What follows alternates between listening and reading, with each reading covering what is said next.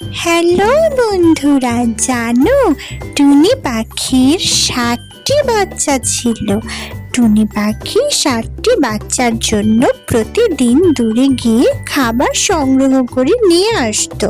কিন্তু শিকারী ঈগল পাখি টুনি পাখির বাচ্চাদেরকে খেয়ে ফেলতে পারে। এই ভয়ে টুনি পাখি তার বাচ্চাদেরকে শিখিয়ে দিল যে টুনি পাখি বাসার সামনে এসে তার নিজের কণ্ঠে কথা না বললে তারা যেন দরজা না খোলে। এভাবে বাচ্চাদেরকে বুঝিয়ে দিয়ে সে খাবারের সন্ধানে বাইরে চলে গেল। টুনি পাখির বাচ্চারা মনের সুখে খেলাধুলো করতে লাগলো। বন্ধুরা, এমন সময় টুনি পাখি ফিরে এলো। তখন টুনি পাখির বাচ্চারা টুনিকে নিজের কণ্ঠে কথা বলতে বলল।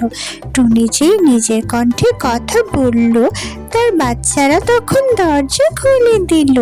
আর টুনি খাবার নিয়ে আসলে বাচ্চারা খাবার খেলো। বন্ধুরা, এভাবেই খাবার খেয়ে সব বাচ্চাদেরকে টুনি পাখি ঘুম পাড়িয়ে নিজেও ঘুমিয়ে পড়ল। বন্ধুরা, পরের দিন ঘুম থেকে উঠে টুনি পাখি আবার খাবারের খোঁজে বাইরে চলে গেল। বন্ধুরা, তখন টুনি পাখির বাসায় একটা দুষ্টু ঈগল আসলো টুনি পাখির বাচ্চাদেরকে খেয়ে ফেলার জন্য।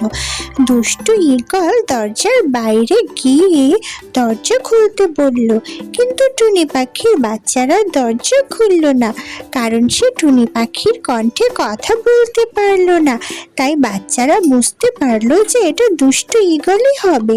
তখন দুষ্টু ঈগল ঝড় বৃষ্টির মধ্যে সেখান থেকে পালিয়ে গেল। চ্যানেল সাবস্ক্রাইব করো।